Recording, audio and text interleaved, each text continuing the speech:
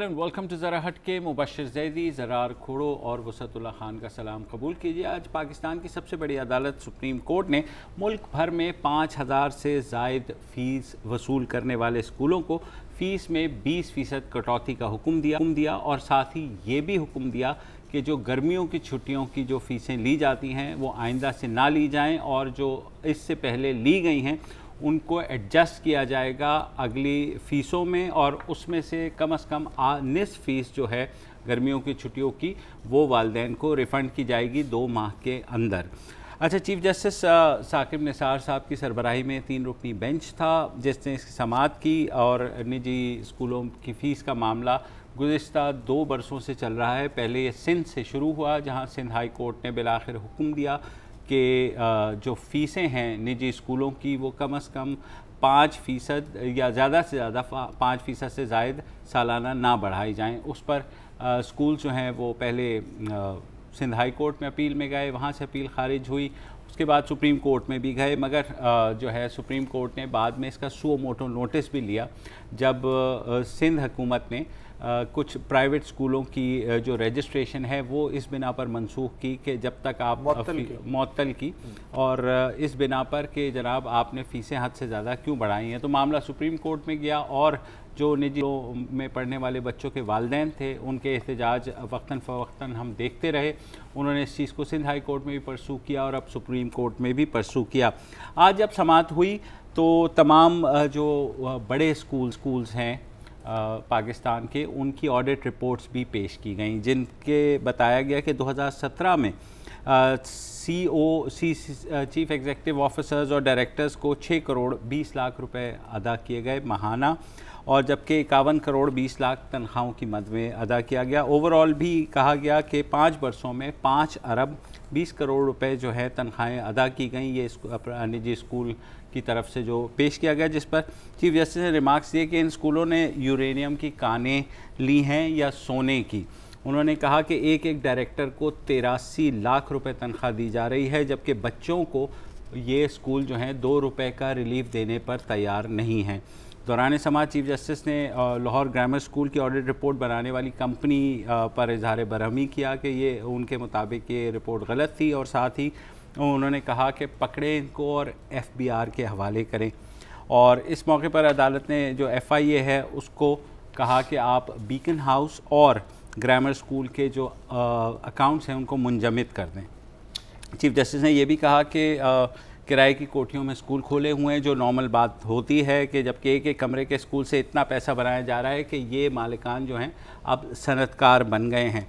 और उसके अलावा जो जस्टिस एजाजुल हसन है उन्होंने कहा कि स्कूलों ने अपनी ऑडिट रिपोर्ट्स में गलत बयानी की है मगर बीकन हाउस के वकील ने कहा कि बीकन हाउस ने 76 करोड़ 40 लाख रुपए टैक्स दिया है, जिसके जवाब में जस्टिस एजाजुल हसन ने कहा कि आपने बहुत टैक्स दिया होगा लेकिन इसका तालिब इल्म को कोई फ़ायदा नहीं हुआ, फ़ायदा तो तब होगा जब फ़ीस कम होगी। अच्छा, इन निजी स्कूलों ने उस मौके पर ऑफ़र की कि हम जो है फ़ीस में 8% तक कटौती करने पर तैयार हैं, जिस पर अदालत ने कहा कि बिल्कुल ये जो है 8% कटौती हम नहीं कबूल करते।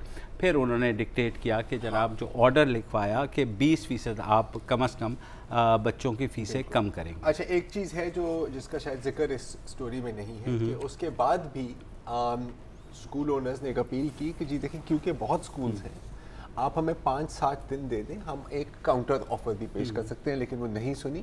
और हालांकि मेरी इतलात के मुताबिक जो बाकी जो 2 जज साहिबान थे बेंच में वो सुनने के मतलब राजी थे कि जी ठीक है, और लेकिन चीफ जस्टिस साहब ने कहा कि नहीं, अभी ही डिक्टेशन होगी। जो वालिदैन के वकील थे ना, उन्होंने उस पर सिर्फ ये कहा, फैसल सिद्दीकी ने एक बात मैं ये कह दूँ, उन्होंने कहा कि ये निजी स्कूल जो हैं किसी रेगुलेटर से अपनी फ़ीस जो है वो मंजूर नहीं करवाते। ये और इंटरेस्टिंग पॉइंट है, तो इस पे वो सब आप कुछ ऐड करना चाह रहे हैं? मैं ये ऐड करना चाह रहा था कि मुझे भी नहीं मालूम कि रेगुलेटरी बॉडी कौन है। ये सवाल महकमा तालीम है या प्राइवेट स्कूलों का जो डायरेक्टरेट है, महकमा तालीम है वो है के केस की हद तक मुझे पता है। तो ये भी उन्होंने कहा अदालत ने कि 5% तो मैक्सिमम इजाफा, लेकिन हद से हद आप 8% तक इजाफा कर सकते हैं, मगर उसके लिए रेगुलेटरी बॉडी से इजाज़त लेनी पड़ेगी। अच्छा, अब इससे सवाल ये उठता है कि वो रेगुलेटरी बॉडी कौन है डायरेक्टरेट और प्राइवेट हाँ और वो क्या कोर्ट में समन हुए थे या नहीं हुए थे, because again Sindh high court की हद तक तो हुए थे। मैं तो इसकी बात कर रहा हूँ ना, इससे जस्ट अच्छा अब देखें, अब यार आप दोनों की तरह मैं भी एक पेरेंट हूँ और मेरे बच्चे भी प्राइवेट स्कूल में जाते हैं, ठीक है, और मुझे पता है कि जब फीस आती है तो 1-1.5 लीटर खून बंदे का कम हो जाता है, बिल्कुल हो जाता है। तो दिल तो चाहता है कि बंदा तालियां बजाए कि यार बहुत वाह वाह अच्छा कदम हुआ, लेकिन फिर हम थोड़ा सा सोचने पर मजबूर हो जाते हैं कि इसके असरात क्या होंगे। और मुझे नहीं लगता, बदकिस्मती से अफसोस के साथ मुझे नहीं लगता कि that has been well thought out. अब मुझे जो खतरा डर लगता है वो ये है कि ये एक बिजनेस है और ये एक बिजनेस मॉडल पे चलती है, और बिजनेस मॉडल क्या होता है, प्रॉफिट। असल में 20% टीचरों की तनख्वाहें कम होगी सबसे पहले। मैं यहाँ ही आने वाला था कि जो भी बिजनेसमैन होता है ना सर, सेठ हो कोई भी हो, वो अपने प्रॉफिट में लॉस बर्दाश्त नहीं करता। नहीं वो ठीक है, नहीं तो ये जो होगा क्या, क्योंकि अभी से ही ये खबरें आने लग गई हैं और पहले से भी ये खबरें आएंगी अगर आप टीचर से बात करें कि उनको कहा गया था कि जी अगर ये गलत हमारे खिलाफ फैसला आ गया, आपकी इंक्रीमेंट्स वगैरह रुक जाएंगी, ठीक है। पीनलाइज उन्होंने होना है। जब टैक्स लगता है किसी भी इंडस्ट्री पे, वो कंज्यूमर पे पास ऑन होता है। इसको रोकने के लिए कौन सी बॉडी है? नहीं है। लेकिन जरा जो टीचर्स को जितनी कम तनख्वाहें निजी स्कूल्स में मिलती हैं उनको कोई रेगुलेट नहीं करता। मेरे ख्याल में 70% निजी स्कूल के टीचर्स की तनख्वाहें ना शायद बुनियादी जो मिनिमम एज वो वेज ब्रैकेट है उससे भी कम। अच्छा, ऑल्सो इंटरेस्टिंग पॉइंट है कि जो स्कूल सेक्टर है it is the largest employer I think of women, मतलब एग्रीकल्चर से बाहर अगर आप अर्बन एरियाज में बात करें, ठीक है। होगा क्या इसका जो एक्चुअल रिजल्ट होगा, एक तो ये बात कि टीचर्स को पीनलाइज किया जाएगा, दूसरी बात कि आप फीस में नहीं ले, आप और हेड्स में ले लेंगे, आप एक्स्ट्रा करिकुलर में ले लेंगे, आप सिक्योरिटी में ले लेंगे, हजार चीजें तो ले ही रहे हैं। घूम फिर के असर आपका वही आना है, क्योंकि जो रूट कॉज है वो आपका एड्रेस नहीं हुआ है यहाँ पे। मेरा ख्याल है कि ये फैसला जो है अपनी जगह मिडिल क्लास को हो सकता है फौरी तौर पे कुछ रिलीफ मिल जाए, लेकिन मेरा ख्याल है कि इससे ज़्यादा वसी फैसला आना चाहिए कि आपने रेगुलेट किया प्राइवेट सेक्टर के स्कूलों को, बहुत अच्छी बात है। साथ ही साथ अज खुद नोटिस में वो सबसे बड़ा जो स्ट्रक्चर सरकारी स्कूलों का है वो भी आपको नत्थी कर देना चाहिए था कि हाँ अदालत इतने 1 साल की या 1.5 साल की या 2 साल की डेडलाइन दे रही है कि इनको एट पार लाया जाए, इसलिए कि ये middle class versus court game है। क्या ये बेहतर नहीं होता कि आप एक arbitrary and I am sorry to say populist किस्म का जजमेंट देने से पहले आप ये हिदायत दें हुकूमत को भी, प्राइवेट स्कूल्स को भी और वालिदैन को भी कि एक कंसल्टेटिव बॉडी बननी चाहिए। देखिए हमारे यहाँ स्पेशलिस्ट कोर्ट्स का रिवाज नहीं है।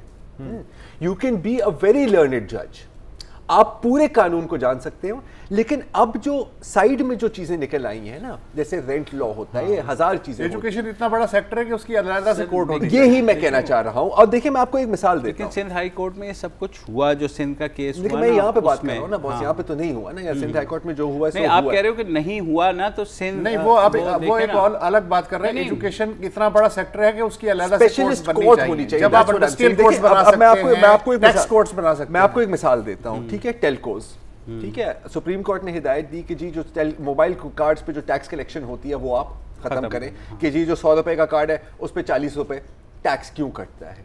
अच्छा, बिल्कुल, अगेन बड़ा अच्छा, पब्लिक ने अप्रिशिएट किया। इसका रिजल्ट क्या होता है यार, तकरीबन 60 बिलियन रुपीस का लॉस है टू द नेशनल एक्सचेकर। ये भी एक स्पेशलिस्ट कोर्ट का काम है, क्योंकि अगेन आप जितने भी काबिल जज हों, कुछ चीजें हैं जो आपकी अंडरस्टैंडिंग से बाहर है, इसलिए तो आपके पास एमिकस क्यूरे होते हैं, नहीं तो क्यों, क्या जरूरत है आपको एक्सपर्ट विटनेसेस की, क्या जरूरत होती है आपको, इन्हीं चीजों के लिए जरूरत होती है ना। आई थिंक बहुत बेहतर होगा, क्योंकि यहाँ पर ड्यू प्रोसेस को भी तो एक फॉलो करना है ना आपने। ड्यू प्रोसेस मेरी नजर में यहाँ पर आप ये हिदायत दें, ये सब कुछ आप करें, 20% कम करा दें वगैरह वगैरह, लेकिन एक बॉडी बनवाएं, एक स्ट्रक्चर बनवा दें प्लीज। और ये और माना कि ये सुप्रीम कोर्ट का काम होना ही नहीं चाहिए, ये हुकूमत को पहले से कर देना चाहिए था, नहीं किया, आप उनको मजबूर करें। अच्छा, दूसरी बात, जहां तक ये समर वेकेशंस की बात है, अब अक्सर आप पेरेंट्स से बात करें, यार ये क्या तुक बनती है, स्कूल में तो बंद है समर में, ये आप क्यों फीस ले रहे हैं? तो मुझे बताएं कि जो टीचर हैं, जो पहले ही उनको कम तनख्वाहें मिलती हैं, वो क्या उन 3 महीनों के लिए रेडी लगाएं? उनको तनख्वाह नहीं मिलनी चाहिए समर वेकेशंस की? और भी इदारे हैं कोर्ट का ये मौक़िफ़ है कि जितनी फीसें हैं वो इतनी हैं कि बहुत आराम से टीचर्स की जो तनख्वाहें जो already up to the mark है ही नहीं वैसे भी, वो भी निकल सकती हैं। ठीक तो है, ये हमें अगर मालिकान का मौक़िफ़ मान लो कि नहीं जी मारे गए लुटे गए, नहीं बिल्कुल तो उसी मारे गए लुटे में जो है 2 महीने वो तो कैपिटलिस्ट है ना, एंड अगेन बिजनेस है, और हर एक बिजनेस की तरह रेगुलेशन चाहिए, लेकिन आर्बिट्ररी मेजर्स रेगुलेशन को रिप्लेस नहीं कर सकते। मेरी ये आप कहना ये चाह रहे हैं कि एक स्ट्रक्चर बनवा दें। सर खुदा अल्लाह के वास्ते, क्योंकि ये अभी थोड़ी देर का बुलबुला है, आगे जाके ये कुछ और हो जाएगा। और सरकारी मसला हल स्कूल जो हैं सबसे ज्यादा पाकिस्तान के बच्चे या तो उनके अंदर हैं या उनसे बाहर हैं, उनके लिए भी खुदा के लिए कोई डेडलाइन मुकर्रर कर दे, किसी को पाबंद ताकि प्राइवेट स्कूल के पास जाने की जरूरत ही ना पड़े। सरदार शाह ने तो भेज दिया ना अपने बेटी को। चलिए एक वक्फा लेते हैं और वक्फे के बाद वापस आते हैं।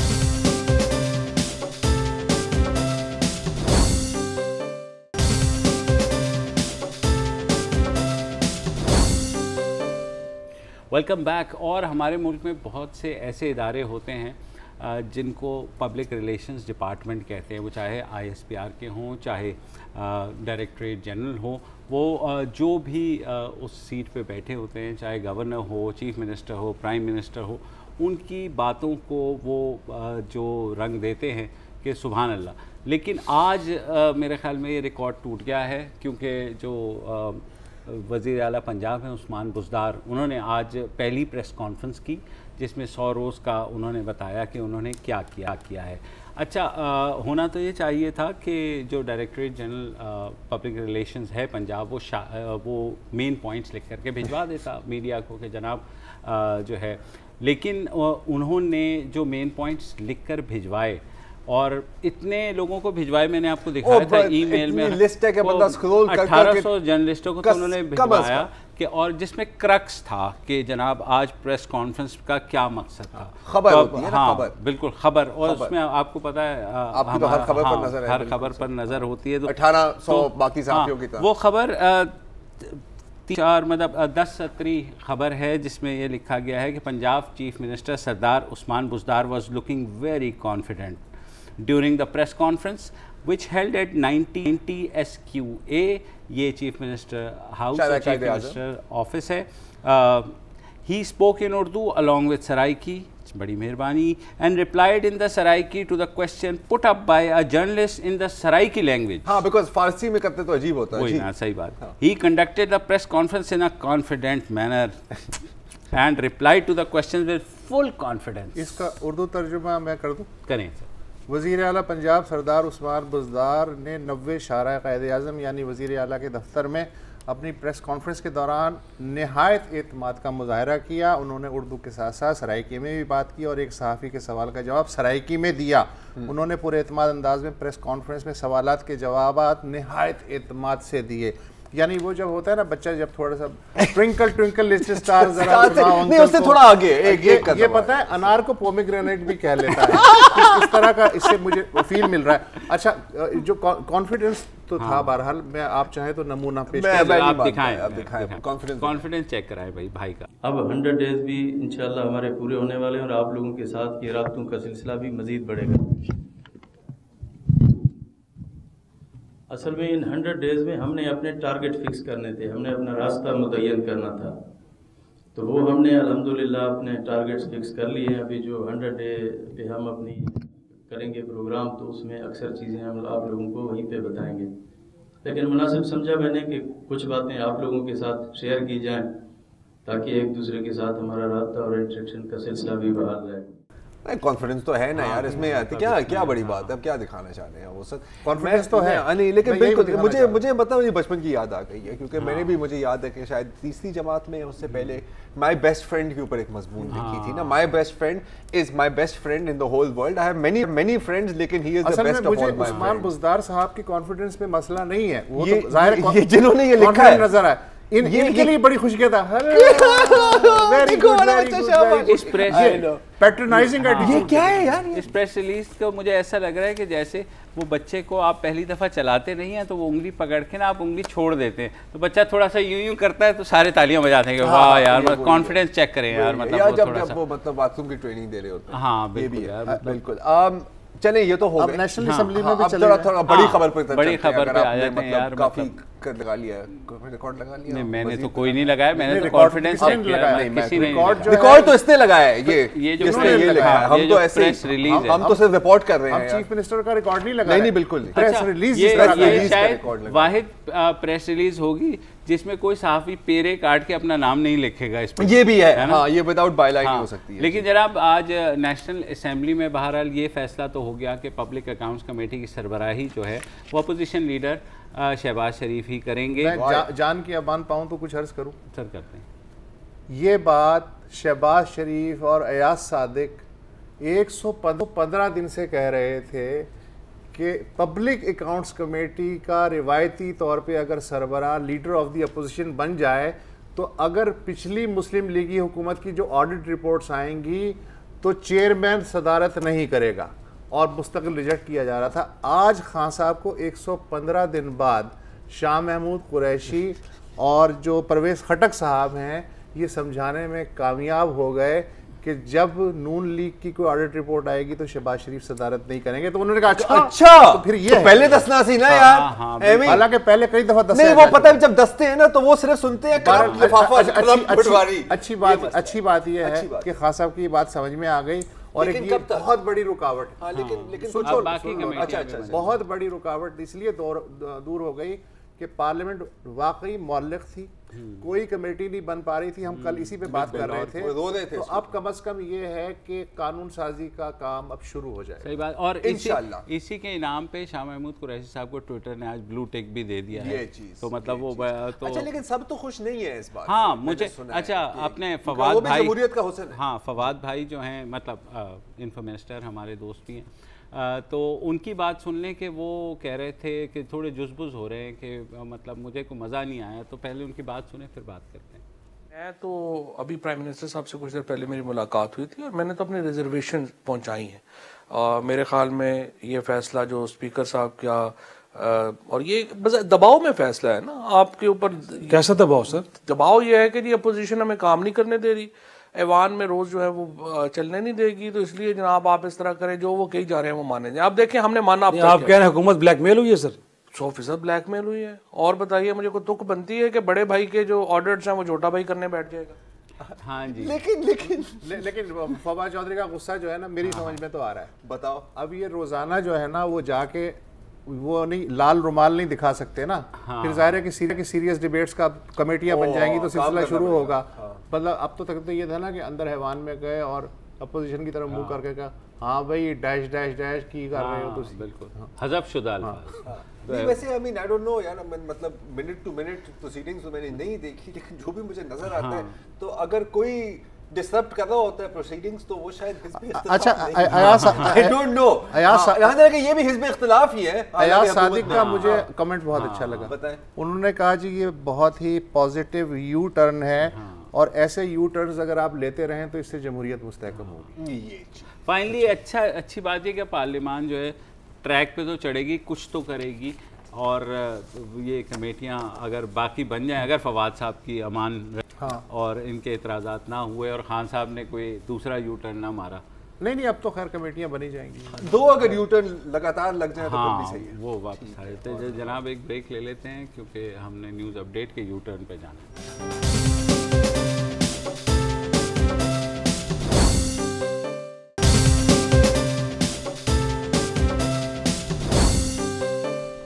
Welcome back. और अब वक्त हुआ चलता है कुछ हार्ड टॉक करने का, क्योंकि ये नरम सॉफ्ट बातों से हम काफ़ी तंग आ गए हैं।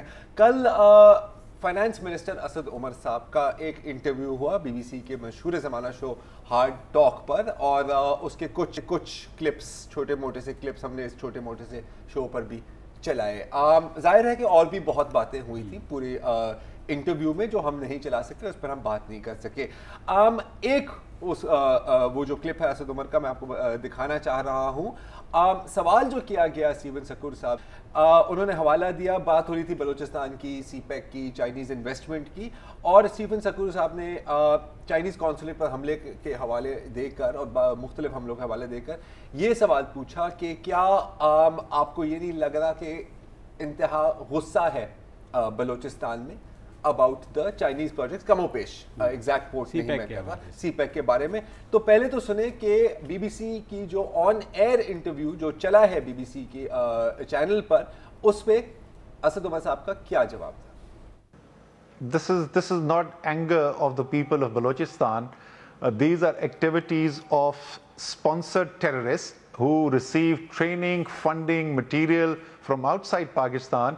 And is there a serious attempt to try and destabilize Balochistan and through that try and subvert CPEC? Of course there is. There is a concerted effort to do that. Who's doing that? So there is no disagreement there. Who's doing that? But in your opinion, who is doing that? These external forces? Led by India, of course.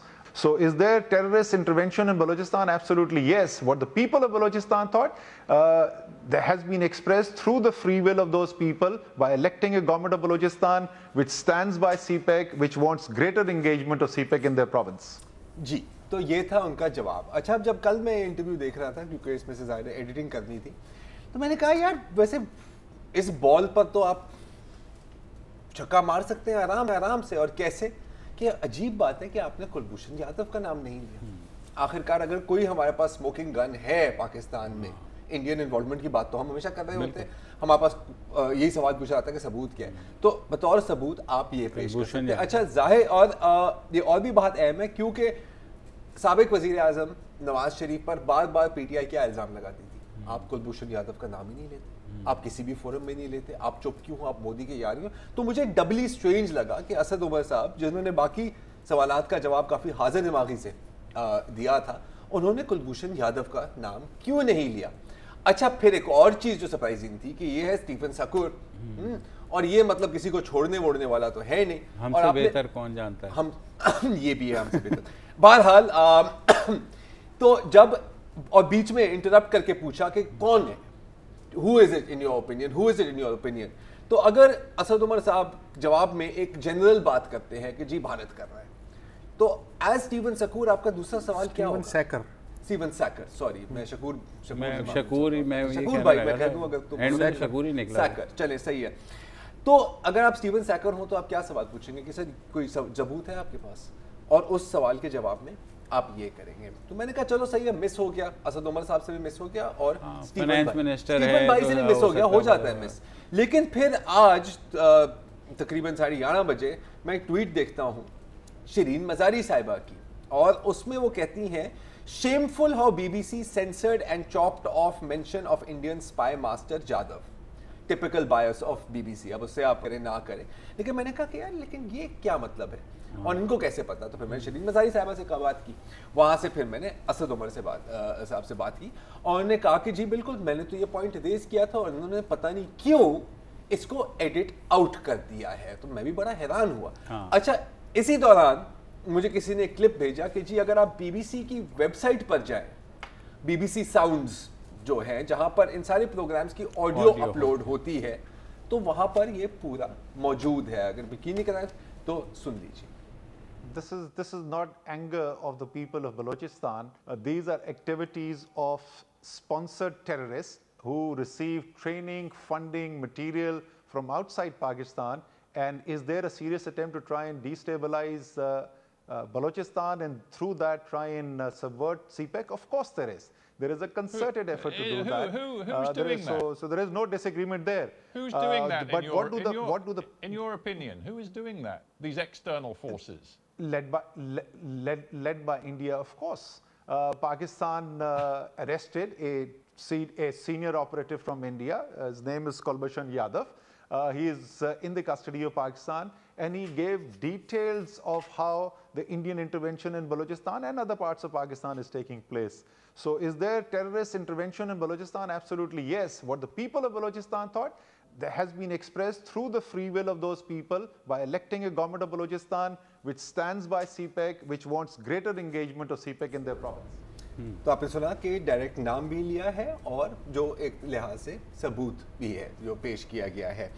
अच्छा, अब interesting बात यह है कि असद उमर साहब को ये कैसे पता लगा कि ये चीज़ एडिट आउट हुई है। उनको कॉल आती है एक हमारे फेलो एंकर की, जिन्होंने बीबीसी उर्दू की स्टोरी पढ़ी थी, जो भी इसी इशू पर थी और इसी स्टोरी पर की गई थी, और उसके अंदर बाकायदा जिक्र किया गया है बिल्कुल एंड में यही बात। लेकिन जब उन्होंने वीडियो देखा तो उन्होंने कहा कि यार इसमें तो है ही नहीं। तो फिर असद उमर साहब ने कहा कि ढूंढने की कोशिश की और उनको भी पता लगा। So that is how he found out. अच्छा, फिर जब ये पूरा चल रहा था और ज़ाहिर है कि पूरी सोशल मीडिया पर इसी की बात हो रही थी, तो आपके भाई ने भी स्टीफन सैकर से सवाल पूछा कि सैकर भाई ये सैकर जो भी यार स्टीफन कर देते हैं यार भाई, वो मतलब ये फंस गए हैं। नहीं वो अच्छा स्टीफन भाई, लेकिन आप सकूर पे जमे रहिए। मैं वही रहूंगा। अब तो बस अब तो सकूर ही होगा। ठीक है अब इसे कहते हैं हठधर्मी। खैर यार मतलब चले जान ले लो।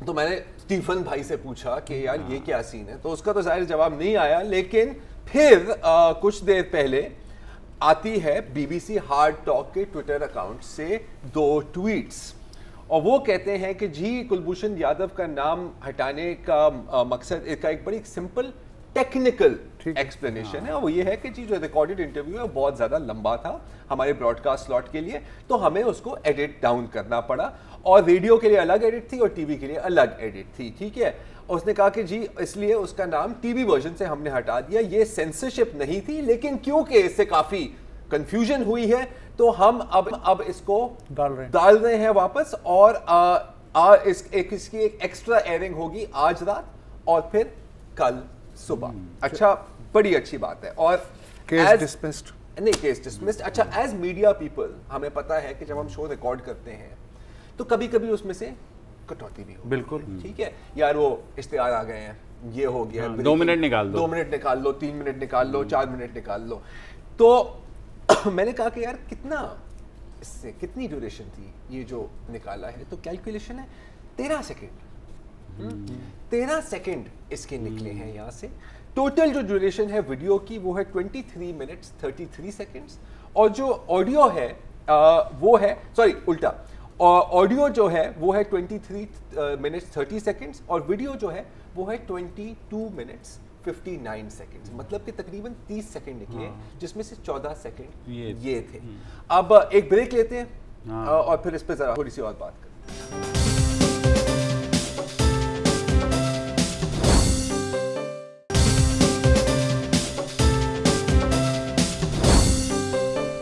Welcome back. बात हो रही है असद उमर और हार्ड टॉक की। अच्छा, अब ये जो एक्सप्लेनेशन दी है इसके बाद भी कुछ सवालात हैं मेरे जहन में। एक तो यार एक असूली बात है कि अगर आपने 3 बार एक बंदे से एक ही सवाल किया है तो पूरा जवाब चलाना फ़र्ज है आप पे।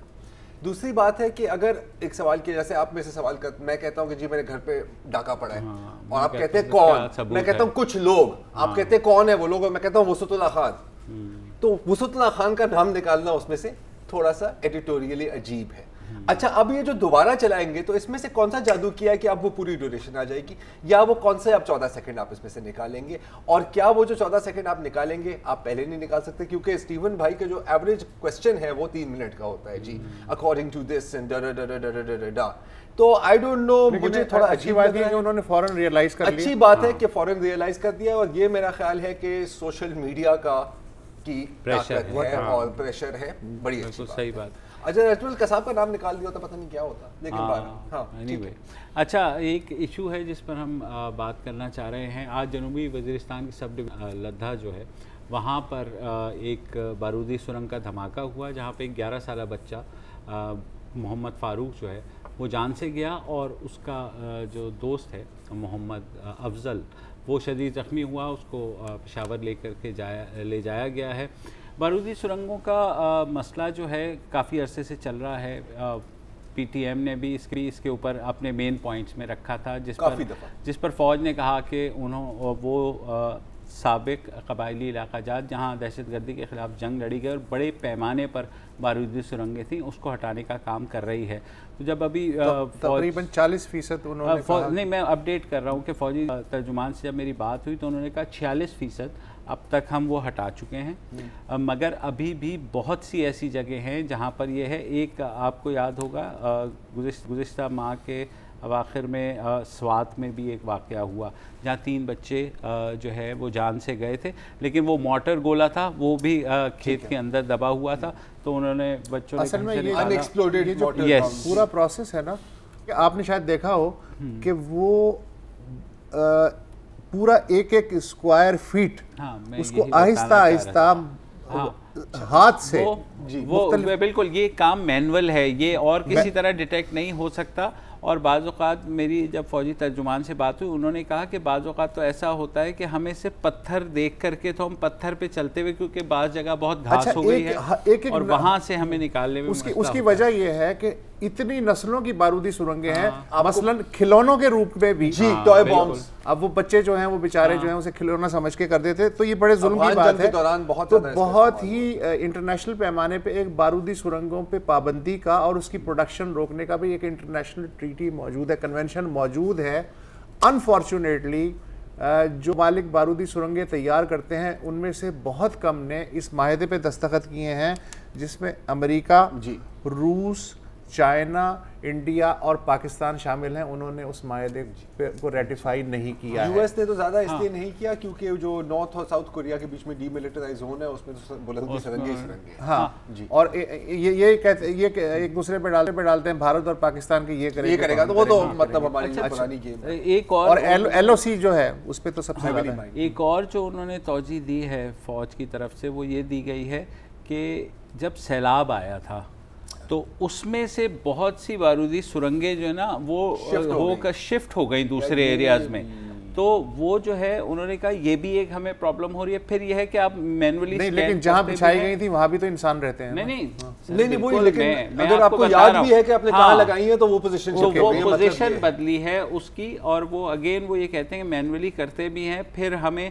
डिटेक्ट भी हो जाती है। उन्हें एक्सप्लोड करना भी एक मसला है कि ये ऐसा नहीं है कि आपने निकाल ली और निकाल के फिल्मी तरीके से 2 तारे हटाई और वो जो हो गया, तो इस तरह से। लेकिन जाहिर है बहुत बड़ा मसला है क्योंकि अब सारे के सारे लोग वापस रिहेबिलिटेट हो रहे हैं और अब जम भी हो चुका है खैबर पख्तूनख्वा में, वहाँ नॉर्मल लाइफ अल्लाह करेगा। और अगर आप 100% भी निकाल दें तब भी आप यकीन से नहीं कह सकते कि क्लियर हो गया है। सेकेंड वर्ल्ड वॉर के जो बॉम्ब है, यही कहने वाला था वो अब तक निकलते हैं, अभी तक निकलते हैं। सर अभी लंदन में 2 दूसरी जंग अजीम के बॉम्ब मिले हैं, तो आप सोच सकते हैं, और ये लंदन की बात हो रही है। लेकिन मेरा ज़ाती ख्याल है कि इसकी जो प्रोडक्शन बंद होनी चाहिए पूरी दुनिया में। It is an inhuman weapon. जो बड़े ममालिक हैं इनको कम से कम कुछ शर्म करनी चाहिए, उनको देख के फिर छोटे ममालिक भी शर्म करें। हाँ सर, लेकिन बड़े मुल्कों का बड़ा कौमी मफाद भी तो होता है, वो कैसे शर्म करें? बहरहाल शर्म हम जैसे लोगों के लिए। सही बात है। तो जनाब आज के लिए इतना ही, कल दोबारा हाजिर होंगे। कल कॉल इन डे है और आपकी बात सुनेंगे, और आप ट्वीट भी कर सकते हैं। आप ट्वीट भी कर सकते हैं। इजाज़त दीजिए कल तक के लिए, अल्लाह हाफ़िज़। अस्सलाम वालेकुम। अगर आपको हमारे शो पसंद आया है तो प्लीज़ हमारे YouTube चैनल को सब्सक्राइब करें, और अगर मुनासिब समझे तो इस वीडियो को लाइक भी कर लें, तो कोई हर्ज नहीं है, और शेयर भी कर लें और कमेंट भी कर दें जी, वरना वो सब ऐसे ही लिखते रहेंगे। और ये जो दोनों कह रहे हैं ये कर लें जी प्लीज़, नहीं तो हमें भी घर जाना है, मैं आपके कंप्यूटर में नहीं रहना 24 घंटे। सही बात।